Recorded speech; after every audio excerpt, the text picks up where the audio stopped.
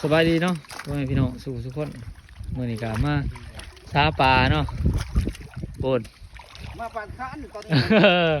ทั้งวิชาการเพิ่นก็ยังพันอยู่เนาะวิชาการแบงเพิ่นอยู่น้องยังเกาะสื่อนี่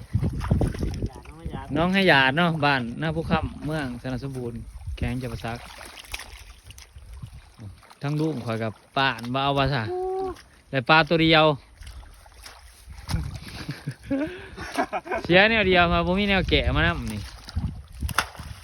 บ่ได้ตัวเดียวอยู่ได้บ่หากับปะนี่ให้มันได้ลายเลยหาเบิ่งก่อนเนาะนี่เนาะทั้งเฮาป่านก็ดีเนาะทั้งวิชาการเพิ่นก็กำลังจัดแจงสถานที่กูก็ใส่ไปหากับปะได้แล้วตัวนึงตอนกำลังกาเกียมป่านเขาเอาจังได๋ว่าหากับปะได้ปะเลยตัวทางนี้ก็เป็นน้องเจ้าอื่นนี่เนาะที่ว่าเพิ่นใส่งูน้องคนน่ะเจ้าเนาะอันนี้ก็ของเขาหวานซาอันนี้ก็เป็นตั้งวิชาการเพิ่นเนาะวิชาการแบงหลายเพิ่นว่าปลาว่าแต่เพิ่นได้ลงนะมันมีโดดเพิ่นก็ยังจัดสรรทางอยู่เนาะทางนั้นก็เป็นสวนมันของประชาชน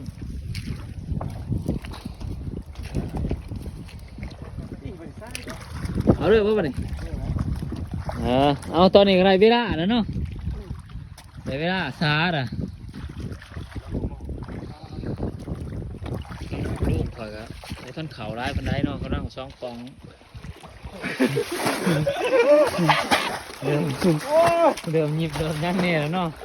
ฟองที่3ที่4ยันบริษัทสำเนาะมันนอนเด้อวันที่3นอนเกือกฟองที่3มันนอนเผือกแล้วเนาะเดี๋ยวเราจะนั่งจัดแจงตาไล่ค้อนยังอีกล่ะโอ้ยโคตรมาพูดต้อง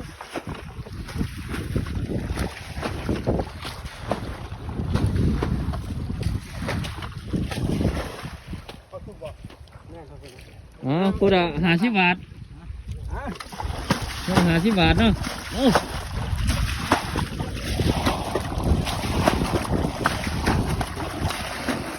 เจ้าเขาซัมซุงเฮือเอาดูเนาะแหวกได้นะ